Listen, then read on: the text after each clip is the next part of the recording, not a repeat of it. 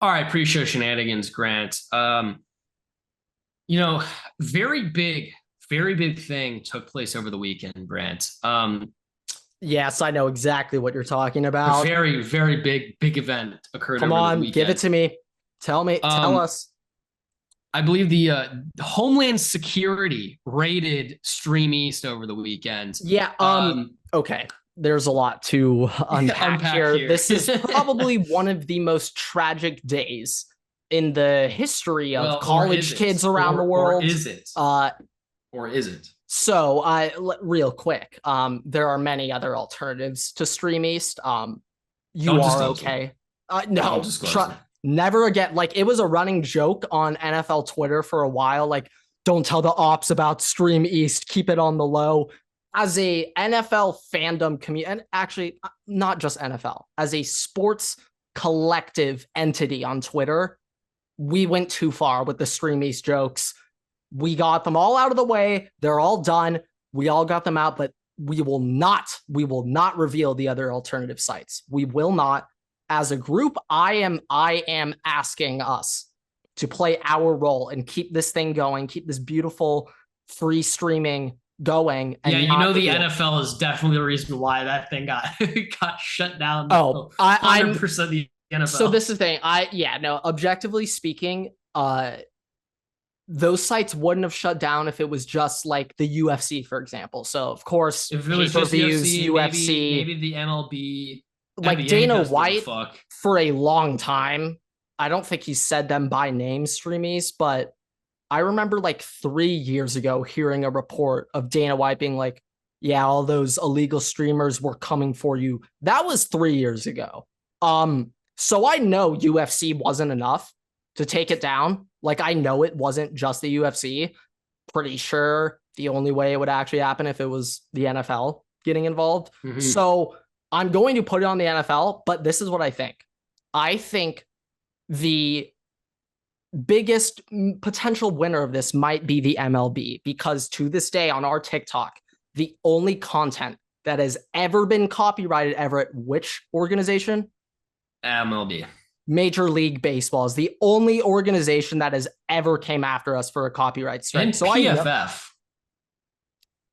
When we went up on trash. Well, yeah, I think that was more so they just flagged the video. There was no copyright on that. It was just PFF being like, take this down. You can't be like, trashing our worst analyst ever, Anthony Trash. You can't be doing that. So no, that wasn't. I don't think that was copyright. I think they were just mad and got our video taken down. Babies, by the way. Possible. Babies. We call out one of your Anthony Trash's trash posts and you tell it like, go call TikTok to remove the video. That's pretty soft. Yeah, I would just like to state that it did get taken down, but I did have a Luis Ariz TikTok claiming that he was going to be a great player, great hitter, and then I'm positive that just got taken out because we had a clip of him in there. I'm positive. No, 100%. Maybe it was a positive. Picture that's why. Yeah. But I'm gonna guess MLB. No, it was a clip of Mike Trout. I had Mike Trout robbing a home run. That's what it was. But I'm convinced the MLB, among any sports organization that was complaining the most about illegal streaming, I bet MLB was pretty high up on that list. If I were to bet, don't know for sure. Betting MLB also coincides pretty well. But back to the main point. Stream is getting taken down. I think a lot of these sports organizations, leagues, teams, they're going to start realizing that many of their fans illegally stream their games and that they aren't going to go sign up for your cable subscription now. They're just going to find the next alternative. They're not going to sign up for Apple TV, Peacock, Amazon, Netflix, local broadcast. Wait, we're missing a couple. Paramount Plus. Paramount. Yep, my bad. ESPN Plus. I don't think Disney has a deal yet, so we're okay there. Yeah, Disney Plus, Hulu, and ESPN. I guess with ESPN, yeah, that's the last one is ESPN. But yeah, I mean, I will say the other day I saw that Max now has one of the Disney Plus stream, Mandalorian or one of those shows. Don't get into the whole stuff that went down with Disney Plus this past week too. Oh yeah, they've had we're not gonna Can't Back to get over that. Streameast. Yeah, I think especially UFC, MLB, they're going to start realizing many of their fans are illegally watching. And taking away their ability to watch the games isn't going to make you more money. It's going to piss off your fans. They're not going to just sign up now. They're just going to type in the next streaming site. You didn't go and immediately sign up for Peacock? Well, personally, I did. The second Streameast went down, I immediately bought the UFC pay-per-view over the weekend. Just like any normal human would do in reaction. But yeah, so not a great I would example, say but one thing that kind of bothers me about this is the general basic dad who my dad has been informed about Streameast. He does not know about the shutdown. And when Ohio State gets peacocked later this year and we're on streaming only, my dad will have no idea what to do. It's going to be a 45-minute call this year to explain to my uncle how to get that game. Last year was only 25 minutes. You think it's going to be 45 minutes? That's 45 this year. Yeah. Explain to him how to get to an illegal site and then mirror that to his TV. Dude, you have no idea. You have no idea how hard that is. You might as well just clear your calendar. And it's might take up half the afternoon. Like my uncle doesn't know how to FaceTime, so we can't do that. Like it's all over the phone. Like he can FaceTime, he just doesn't know how to do it. Just preemptively like bookmark the tabs for him. No, yeah, I'm gonna do it a week in advance. Actually, good call. I'm gonna get that. We're gonna get that out of the way. Now, the biggest tragedy would be, I know it's spoiling, but Streameast didn't actually. It's still out there, but yes. The biggest tragedy would be if they then went and rated the new one the day of the game, and you had to go re-explain everything afterwards. I mean, realistically, if you type in the phrase Streameast on Google, there will be 8 different like Streameast blanks where they're still active. I will just say though, in general, Streameast compared to the alternatives is much slower. So I personally have not been using Streameast for a minute. I'll just be honest. I'll be honest. Like when I watch on Streameast, I have to put the phone in a different room because I'm 3 minutes behind. Like the feud's at I'll say this. When it comes to Chargers, I'm still in LA, so CBS is on. That's the game on. But the problems exist when you're looking for an out of market. Yeah, when you get peacocked in the state where that is, and it's just like I'm on. Like if I wanted to tune in to the Minnesota Vikings this upcoming season, the only chance I'll have to watch it live is if they're playing the Rams. I don't know if that's happening, but that's the only way I could see the Vikings. The Chargers this year, unless it was prime time. No, but we played the Chargers in a normal early slot, like a 10 a.m., 1 p.m. normal slot, I can only watch. Oh, we do play the Rams this year. I'm pretty sure we do play the Rams. So that's the only chance I'll have to watch that and not have the game spoiled for me. Like every other scenario, it's like phone in the other room because I like watching it and seeing it live. I don't like getting spoiled. So that's just a me thing, but I don't know. Yeah, no, when the ESPN notification drops, and I'm 2 minutes behind, not ideal. Or the fantasy football notification drops, not ideal.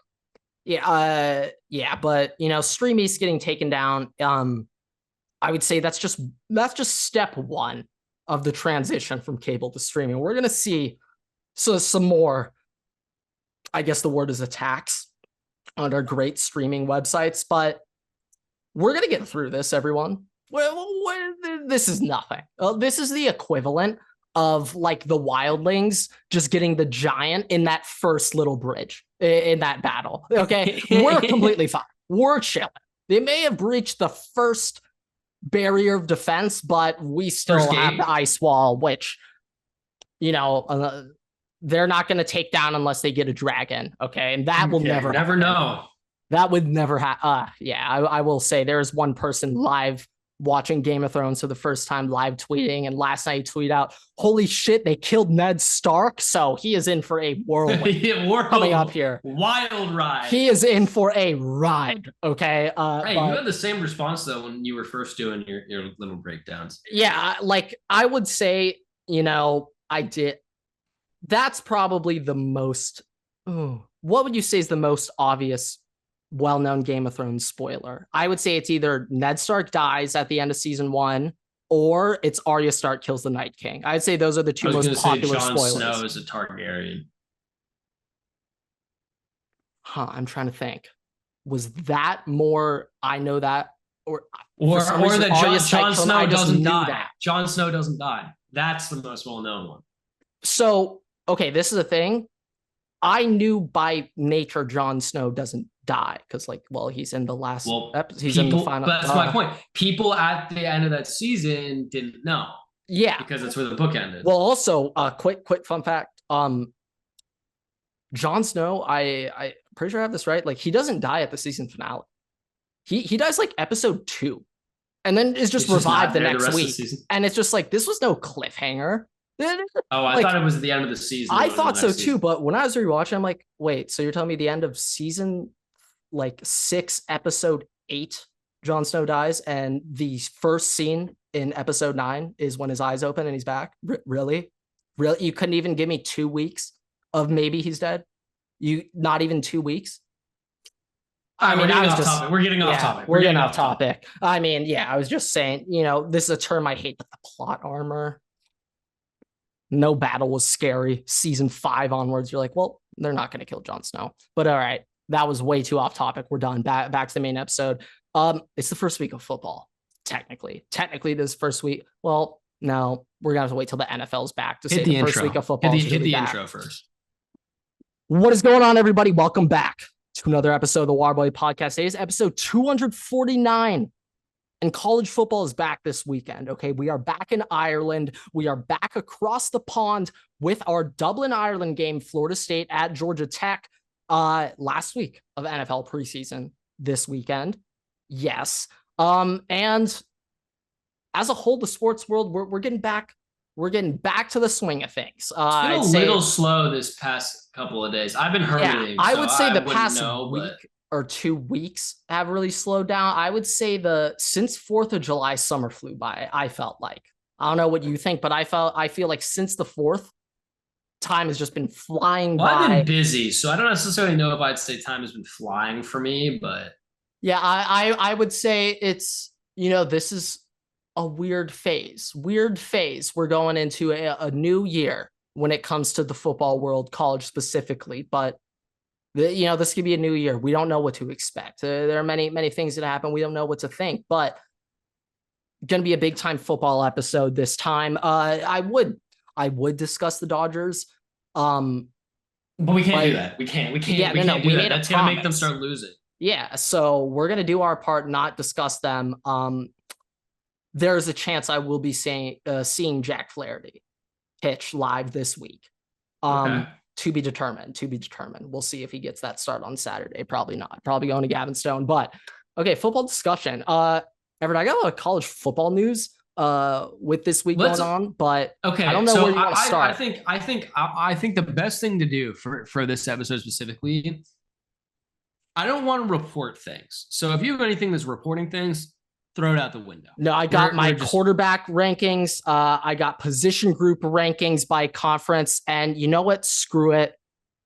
I'm going to give my college football playoff predictions too. Did I plan for that? No, but I will do it live. So let's do your rankings, then the predictions. We'll see where we're at. Okay. All right. Start off rankings. We'll do the quarterback rankings first. Yeah, I'll just say them and then we'll get into 10-1. Going from 10-1. Jalen Daniels, Cam Rising, Shador Sanders, Cam Ward, Jackson Dart, Noah Fafita, Jalen Milroe, Lank, Quinn Ewers, Dylan Gabriel, and Carson Beck.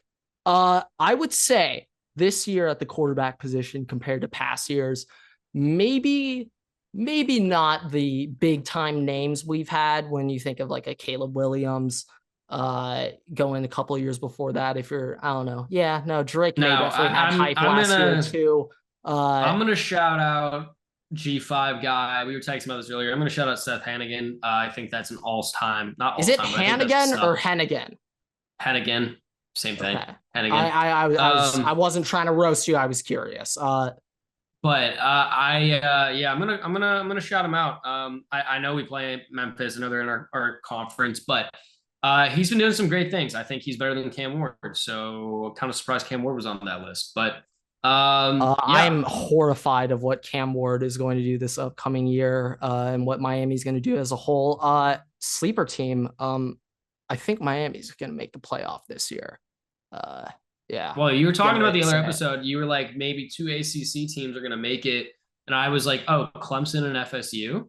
And you're like, yeah, but do you think Miami would? I think Miami's going to find a way to sneak in here. So first things first, just opening season, Clemson's going to start off with Georgia. Now, that is a neutral site game, but Everett, that will be played in Atlanta. So quite a neutral site game for Georgia. But yeah, Clemson will be playing neutral site Georgia in Atlanta. But with that matchup, I believe Clemson heading into the years ranked like 13, 14, 15 or ish.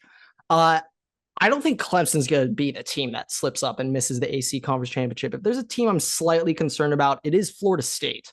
Florida State, they lose a faith lot. in DJ? They lose. Well, DJ, I love DJ. I love DJ, but I mean, third school, I'm not sure if this is where he's going to figure it all out. Maybe it'd be cool as a fun story. It would be cool, but not as excited about Florida State. They lose a lot of players from last year's team. I guess we can just start receiver room. They lose Keon Coleman and Johnny Wilson, big name losses. Trey Benson is gone. Jaheim Bell, he's also gone. They lose a lot of names. A lot of guys gone. Jared Verse also gone in that secondary too. Missing a lot of names that they picked up in the portal last window. Yeah, Florida State, maybe it's, this is one thing. I think Florida State, they have every right to be pissed off after last year. As an Ohio State fan with Cardell Jones, I know quite well that undefeated team, quarterback goes down, don't make the playoff bid. Yeah, they have a right to be angry and mad for the rest of the time exists, but I don't know if they quite have the talent this year. I expect them to come out hot and mad and angry after how last season went, but it's a lot of pieces that they have to replace. Let me ask you this question. You think Miami can sneak into the playoffs, but do you think that Mario Cristobal can coach to the playoffs? I actually 100% think he can. I think back to Oregon Cristobal. I remember what he did in Columbus, walking into Columbus without holy shit, without Kayvon Thibodeau. They walked into Columbus and shit on us. Okay. Their linebacker that year, Noah Sewell, Penei Sewell's little brother, was absolutely unreal against us. That game, Oregon showed to me physically they could play in the Big Ten. Like, they do have guys up front that could play in the Big Ten. So Cristobal specifically, I'm not too worried about. Also, Cristobal, O-line guy, offensive line, that's his bread and butter. I do like Miami. I expect them to have a big change. Hey, I just want to report some breaking news that's relevant to this podcast. Not going to be a surprise, but USC has officially named their starting quarterback. Yes. Miller Moss, officially starting quarterback for USC for the 2024 season. Yes, congratulations, Miller. Officially named starting quarterback for your 2024 USC Trojans, as expected. But it is official. That is out there. I will also say, Everett, does your opinion on Will Howard change at all, knowing that Will Howard was the earliest Ryan Day has ever announced a starting quarterback for the upcoming season? No, because Ryan Day, outside of CJ Stroud, really hasn't had a quarterback. Well, Justin Fields was good. but that's different. Like, that's different. Like, the situation at hand, when you have Justin Fields and CJ Stroud, like, you have actual players that are like perceivably to be very good competing with each other. In this situation, it's basically all freshmen, Brown, and then like I would say that veteran player. The Justin CJ Stroud offseason, if I remember this correctly, that year, that was one of the first transfer portal years. Like, the day it got announced, Justin Fields was he entered the portal and maybe 30 minutes later transferred to Ohio State. But like, I remember that offseason, CJ was just coming in and he was in a battle. with Jack Miller. CJ obviously won that pretty quickly. Jack Miller, I think, is at Florida still. Maybe. I'm not sure if Jack Miller's still playing college ball. I hope he is. Great kid. But yeah, I remember that year. Justin had that one. The battle was for the backup. Last year, there was a big battle with Kyle and Devin Brown. That one was a little more surprising. Kyle got named at that time. It was the earliest he had ever named someone Kyle. What I'm more so getting at, this is a pure that's not motivation really, that's not really thing. good. That's really no, not it's a a good pure there. No, it's a pure will. We're behind you. If anything, I feel awful for Devin Brown. Devin Brown has essentially just been used as a pawn to boost up whoever the starting quarterback is. Let me ask you this. I feel bad for Devin Brown. First of all, do you really think that Devin Brown would have been able to win the starting job? 2, would you ever expect a quarterback wearing 33 to win the starting job? Yeah, great point. Great point there. Yeah, no, I didn't. Maybe if he was wearing, a normal number, we can have an argument here. But yeah, I would say I kind of more so just feel bad when I think back to Kyle McCord versus Devin Brown. Kyle McCord and his dad were getting involved in every little thing, and Devin Brown would sit there and just be like, "I love to compete, coach. No problems at all." Like Devin Brown has done everything the right way, pretty much. Feel bad for him. He deserves to have a place where he can go play. It's not at Ohio State, clearly. So yeah, Devin, fire him. I'd probably be filling in my papers right now to leave, but who knows? Maybe he's much more of a man than I am, and he'll stick it out. He would be able to start at another school, so that's 100%. Why I was confused why he didn't leave 100%. This past offseason. Yeah, I kind of expected it too, to be honest. But yeah, I mean, you bring up Miller Moss there, winning the job. Remember, guys, Will Howard was going to transfer to USC and be their starting quarterback if the Holiday Bowl didn't happen. So I just want that out there. If I see any Ohio State fans saying Will Howard's better than Miller Moss, wrong. That's not true. He isn't. I know Miller. I know Miller is like a big USC, like has always been big USC, so he probably wouldn't have transferred. But if Will Howard came in and that performance hadn't happened, do you think I still think Miller would have won the battle.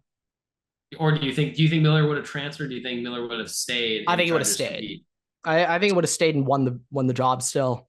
I still 100% think USC would have taken Will Howard last year, assuming Holiday Bowl doesn't happen. Still think Lincoln would have taken Will Howard, but I do think Miller would have won that battle out in camp had it happened. But yeah, I mean, Will Howard, I want him to, like said it last time, don't need to say it again. He just needs to be like 80% of Stetson. That's all I want. If he is Stetson Bennett, then do you think there's any scenario? So let's confident we win the Natty. Let's say Will Howard, for whatever reason, midseason is just not it. Would you want him to get replaced with an Aaron Noland or Julian Sayin or Devin Brown, or would you probably Sayin if he can? But like, at the end of the day, I'm about this year. Like, this team is crazy. We got some young guys I'm excited for, Jeremiah Smith, Julian Sayin, but it's like, my goal is to win this year. Like, my goal isn't to make sure Jeremiah Smith is great next year, Caleb Downs great next year. I don't care. No, this year, whoever I need to play that puts us in the best position to win, you're playing. I don't care about age. I don't care. Like, I'm saying this more so lean more towards senior priority than not, but like, I'm all about this season. If Julian Sayin gives us the best chance, put him in. If he doesn't, then don't put him in. Okay. All right. I got you. Like, if Will Howard's the best option, Will Howard. So you said you have your position rankings? Yeah, I also got position rankings for Big Ten and SEC. Okay, so let's do both of those while we're on, I guess, on Big Ten technically. We'll do Big Ten, just position and okay, it's position group rankings. I am weighing the starters more, but it's position group rankings. Okay. I'll just get into it. Okay. I know what you're talking. I know what you're saying. Quarterback, Oregon. Running back, Ohio State. Wide receiver, Oregon. Tight end, Michigan. Offensive line, Oregon. Defensive line, Ohio State. Linebacker room, and it isn't even close, Iowa.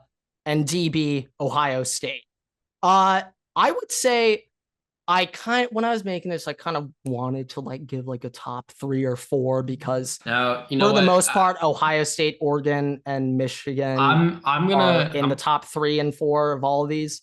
So that's another thing I want to point Okay. out. But yeah, like a lot of these rooms, I think Big Ten was pretty obvious for many of these. Like quarterback room, maybe there's a debate there, but it seems Oregon's pretty obvious, especially with the backups they have. They got 5-star Dante Moore backing them up, and then they have another top 10 quarterback in the last cycle as the third string. Right? Novosad, Yeah, Austin Novosad. Yeah, so I got Oregon at 1. Running back, Trevion and Quinshon. All right, we got it. Wide receiver, Oregon, they've got the best 1-2 punch in the country. Tez Johnson and Evan Stewart. I'm expecting a lot of big things, especially out of Evan Stewart. He was one of my favorite players out of A&M. Tight end Michigan, Colson Loveland. That's it. That's the tweet. He's unreal, absolutely crazy. Colson Loveland. O-line Oregon. Iowa though. Yeah, it's Colson Loveland's crazy. I know, objectively speaking, Iowa is tight end U. We all know that, of course. But dude, this Colson Loveland guy, Everett. Oh, he's wow. built different. Wow, he's very, very, very good in the pass game, and obviously he's a Michigan tight end, so he's not afraid to block too and get up on DNs and linebackers. O-line Oregon, they have a very good group. D-line Ohio State. Very, very good DN combo in Jack Sawyer and JTT. And they got boys in the middle, Tyleek, Ty Hamilton, Hero Canoe, Jason Moore, big boys up in the middle. Linebacker Iowa. Yeah, it's absolutely crazy. They are absurdly stacked. If there's one other linebacker room, I will shout out Michigan. They've got some dogs too. I'm not gonna put Ohio State in there. That's my one position group that I'm a little concerned about, and I want to see a lot out of my 5-star linebackers. We gotta show kickers and punters some love though. Who's got the best kicker and punter? By nature, the best punter has to be Iowa. By nature, he's the biggest weapon on the offense. It has to be him. Okay. I don't know who that is, but the Iowa punter. But it's just gonna be Iowa. The Iowa punter, hey, field position is the best position. So when it comes to Iowa football, he is there to down you inside the 5. And he does that at an elite rate. And TB room, Ohio State. It is crazy this year. Caleb Downs back there. The corner room, though, is crazy. Michigan's pretty nice with it, too. Michigan has the best defensive back in college football, Will Johnson. Okay, and I say defensive back because I want to include Caleb Downs in there. Will Johnson's better than Caleb Downs. I know Will Johnson plays corner and Caleb plays free. I get it, guys. Yeah. But Will Johnson, I think, is the best. I would say best defensive player in college football, but that other guy on their team, Mason Graham, is pretty good. I'm biased towards big guys too, but I mean, I recently watched a film breakdown on Mason Graham, Everett, and it was nice. If I'm the Chargers right now, that's a guy who I think would change the defense, and I think Jesse Minter would like it. I expect Mason Graham to go top 5 as a 3 tech. I don't care if he plays. He's going top 5 in the draft. Okay, so let's do the SEC now. SEC, this one was slightly more difficult, a little bit more projecting to do. There were a lot of changes in the SEC last year. Moving parts. Georgia lost. Now Georgia, they gained a lot of guys last year, but they also lost so many guys last year that people aren't like really considering. But yeah, this one, it's pretty stacked towards one team. Quarterback, Georgia. And I'm not just saying that for Carson Beck. We could talk. They got Jane Rashada, and they got shit. Who's the other? Who's one other transfer quarterback? I'm blanking. I'm sorry. That's bad. That's on me. Running back, Georgia. They've got a good room. Once again, no surprise. Wide receiver, Ole Miss. They returned their 2 top guys. O-line, Alabama. They brought in the boys from Washington, I think And Alabama's brought back Caden Proctor, which is even more important, right? Brought back. We'll say brought back. He did formally enter the portal. He was tampered with by Iowa. Yes, he that did was take their back. money and come back. Yes, he did. Caden Proctor. O-line Alabama though. That interior O-line, I'm going to have to remember to save the tape on them for years to come. Just knowing that that's the standard of interior O-line play in college football. D-line, Georgia. Linebacker, this was really, really hard for me. Linebacker was very, very hard, but I'm giving it to Kentucky. DB, Georgia. DB going to Georgia. Now, Kentucky. Georgia, one of their best linebackers last season actually transferred to Kentucky. But the highest returning linebacker in the SEC in terms of run stopping and pass coverage was playing at Kentucky last year, and he's back. So I'm giving that one to Kentucky. However, it's harder for me to differentiate between linebackers and D-line with the SEC because like pretty much every SEC school runs a 3-4. And like when I think of the edge rusher linebackers, I more so consider them D linemen. But if we're going off of just 3-4 inside linebackers, yeah, it's Georgia. Smile London's a different animal, but as a whole, Kentucky. We'll include the pass rushers there, Kentucky. Is that everybody? Yeah, those are my Big Ten SEC. I'll get ACC and Big 12 for you for next episode. Okay. Well, okay. I mean, I know I don't really know a whole lot about the individual position groups, in the SEC specifically, so I can't really comment that much on it. But SEC is very fun to look at.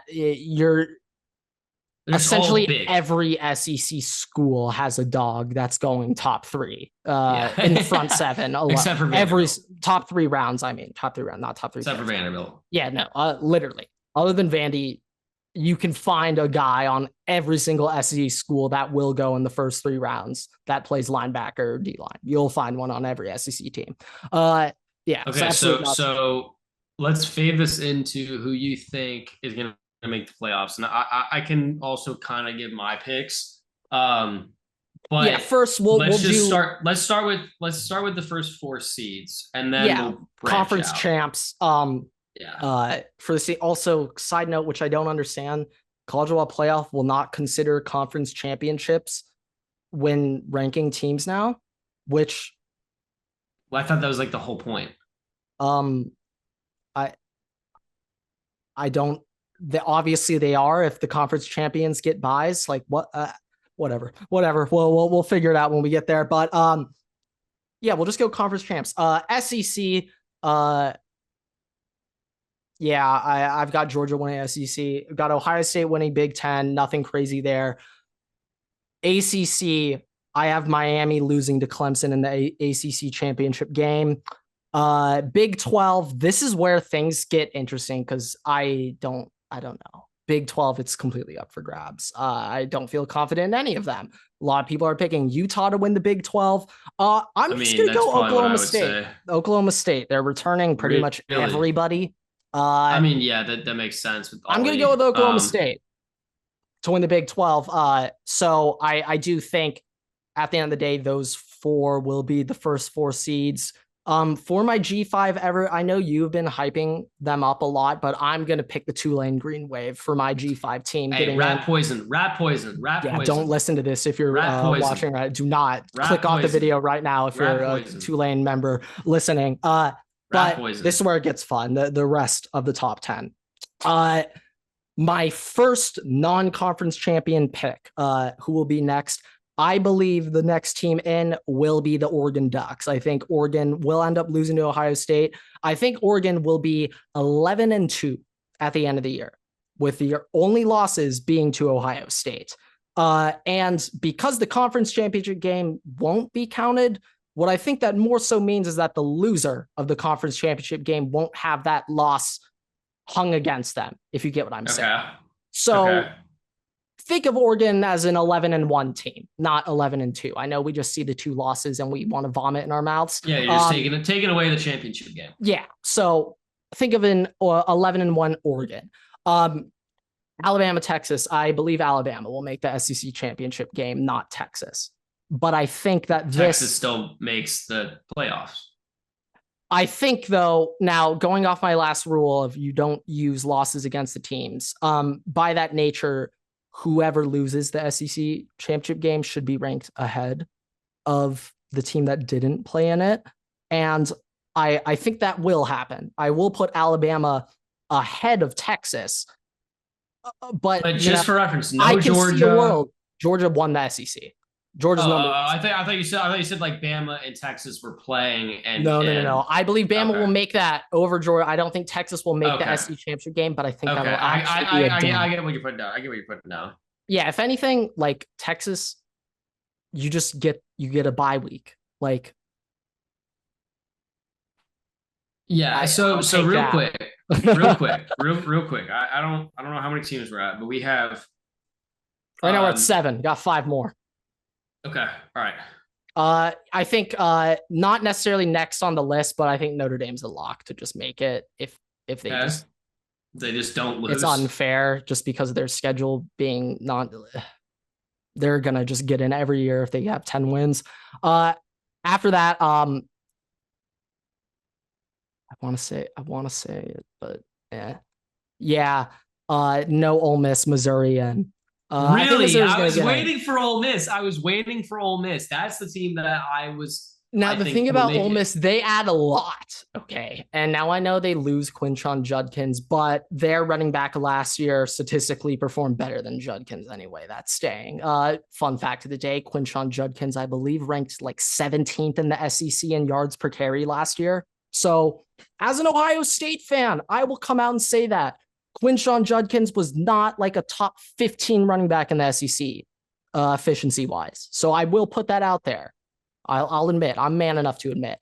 But Ole Miss, they had Walter Nolan. They had a lot of big parts in the portal. They kind of savaged the portal, not going to lie. And Jackson Dart's back, but I do think high hopes and high expectations is not a recipe for success. When we look at teams that sneak their way into the top 10, I think of Texas A&M a couple of years ago, and I still hate Texas A&M with a burning passion. I'm getting some of those vibes right now out of Ole Miss, where they are going to eat that rat poison preseason and not live up to the expectations. Missouri, on the other hand, I think is a team that probably deserves to have some rat poison right now, and they aren't getting it. And Missouri returns pretty much everybody but Cody Schrader. I know Cody Schrader was very good. I mean, Brady Cook is really like Brady Cook and Luther Burden. Yeah, I'm expecting some good things out of that offense. Pretty good 1-2 combo. Next up, teams making back end. Yeah, did I already say Clemson or no? No, I didn't. You said Miami losing to Clemson in the ACC. Oh, shit. Yeah, I did. Okay, wait. Okay, so Miami was team. Miami, I think, is going to get in. Clemson, I think, is going to win the ACC, be that 4 seed. And by nature, they'll play a 5 seed Oregon first game. It'll be Cristobal. No. They'll play a 5 seed Oregon their first game. Oregon, Clemson. Oh, my God. That's going to be a matchup. Other teams that I'm missing, don't have that should be in here. I believe. Are we at 10 right now? Am I at 10? And that includes Notre Dame. Let's just rerun it back real quick. I am doing this live. Yeah, let's rerun it back real quick. Hold on. Ohio State. Yeah. Georgia. Clemson. Clemson. And then to Oklahoma State. Oklahoma State and Tulane. Yes. 5. Tulane. Okay. Shit. 5. Then Oregon. Then Bama. Then Miami. So we're at 8. Okay. Texas. Texas. Yes. Oh, Penn State. Penn. 10th. They will not play in the Big State yet. Okay. Yeah. Add them. I don't have them in yet. Add Penn State. Yeah. I think they're going to get in quite easily. I'm missing an SEC team that I didn't have in here. Well, Missouri. Missouri was 11. And I did. Okay. All right. So this is where it's big. So you have one last spot. The last spot, who gets it? The last spot. Who's going to get this last one? Wild card, 3rd Saturday in October, Tennessee Volunteers sneaking in. Ole Miss not going to get it. Still over Ole Miss? Over Ole Miss? Yeah, I'm not buying into the Ole Miss Kool-Aid this year. I don't know about that. I'm not buying into the Ole Miss Kool-Aid this year. Got to go to 2 Death Valley. Got Georgia at home. They end the year in the swamp, but it's coming off a bye. Utah, you do not have Utah in it, by the way. No. No Utah. No I FSU. think the Big 12 is just so up for grabs, and I think a lot of people are just going with the Utah, which no FSU, no Michigan. Yeah, no Michigan. No USC. I mean, not expected, but no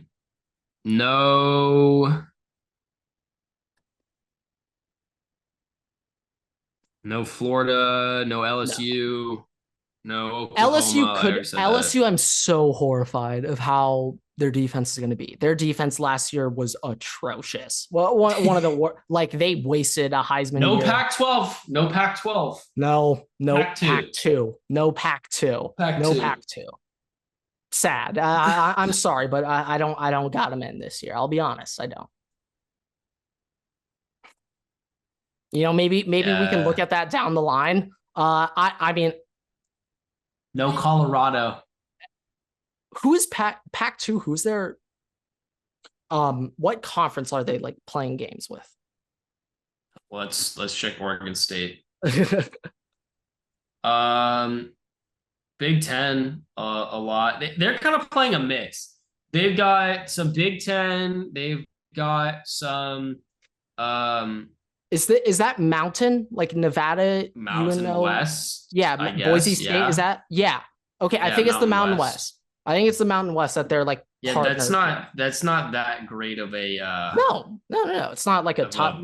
No. But they just had like what Notre Dame does with the ACC. I know they are in the ACC for every sport but football, but like they'll partner with the ACC and schedule them, if that makes sense. Oklahoma State players told to stop asking for more money.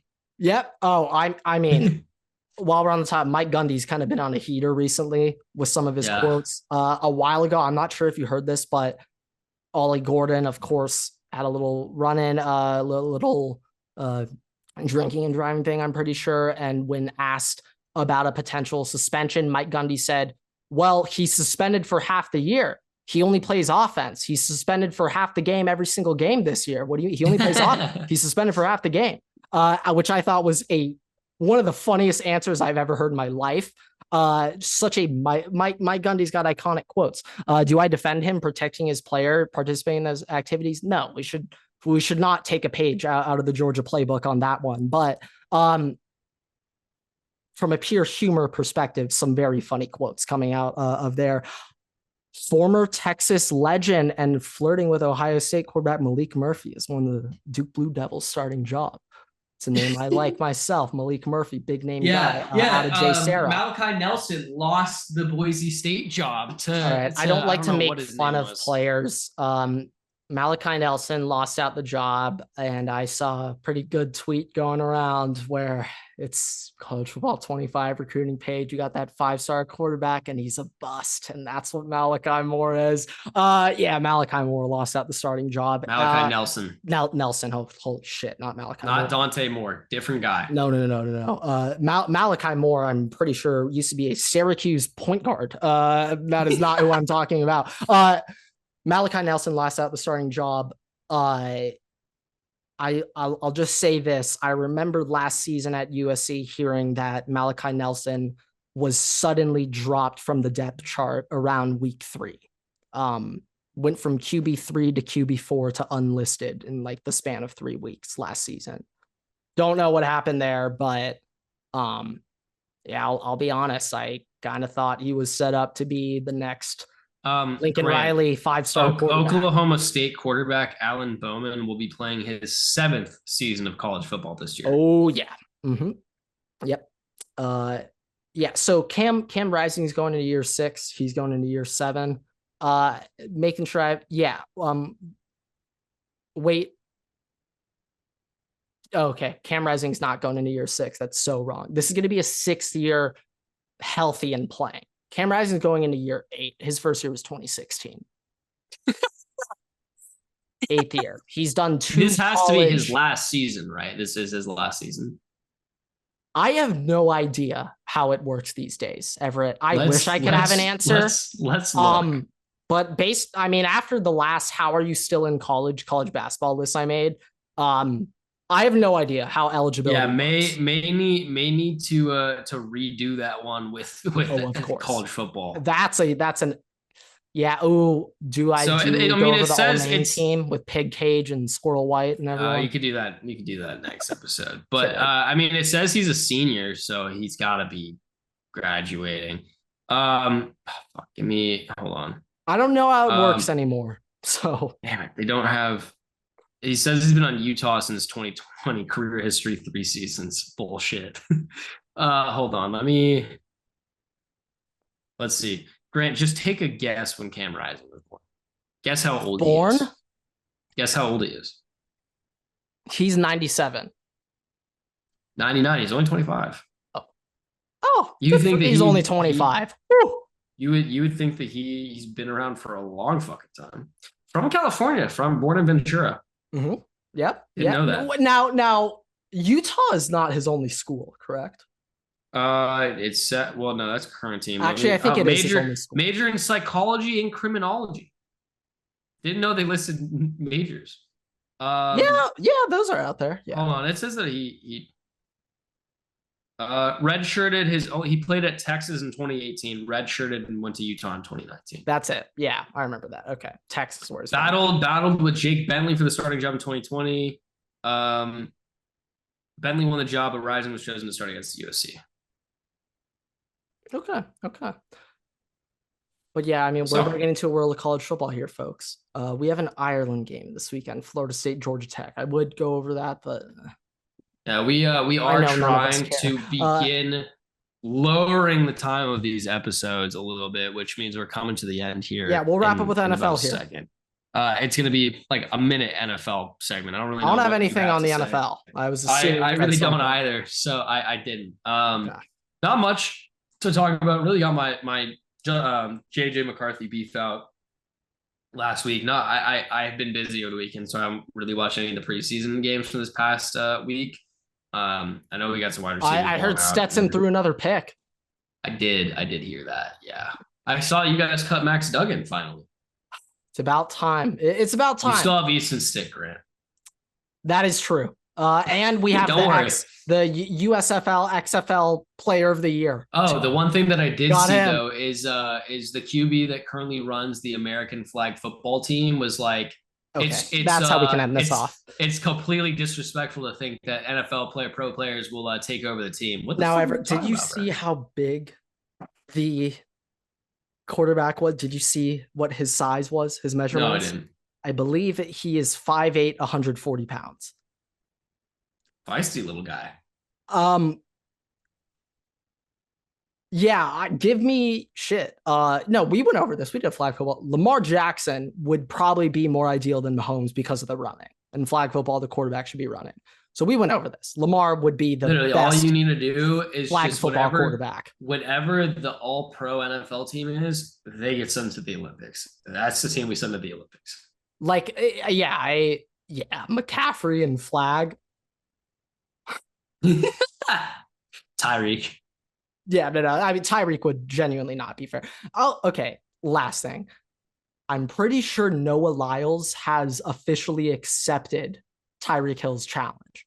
Yeah, Tyreek said drop up, and I think they're probably figuring it out right now. Now, I would tune into that, and I would expect Noah Lyles to win pretty comfortably. I think I don't know if I would say comfortably, like maybe not comfortably. Tyreek is very, very fast. I think that he probably wins by like a leg, not like a I'll be honest, I don't really know. I don't know racing, but I'm like he's probably like, I guess I'd say like 2 steps ahead of Tyreek, maybe 1. Like they're both fast as fuck. Yeah, and keep in mind, Tyreek wears pads. No, so I know. Like another thing I was thinking is like Tyreek's body is he has to have enough muscle to get hit hundreds of times every year in the NFL and still be healthy. So like I can accept an argument where if Tyreek Hill trained for sprinting and did not have to be as bulky, and just keep in mind, he did sprint in college. He did run in college. And he did that at football weight. So yeah. Oh yeah. Trust me. What Nick Harbor is doing right now as a 6'5", 250-pound like tight end, and he's winning SEC track meets, like that we need to study in a lab. Like he weighs 250 pounds, Everett. What if he was just runner weight and was only 180 or whatever?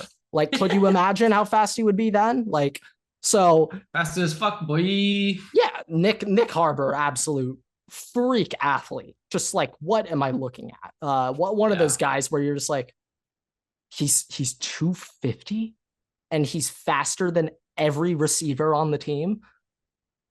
Like that dude's it's a lab, built in a lab. With that, like Micah thank you guys so much for watching, listening. Raise 5 stars. You can find us on Spotify, TikTok, YouTube, Twitter, and on Instagram at Waterboy Pod. You can follow me on Twitter at Everett6, Waterboy Grant.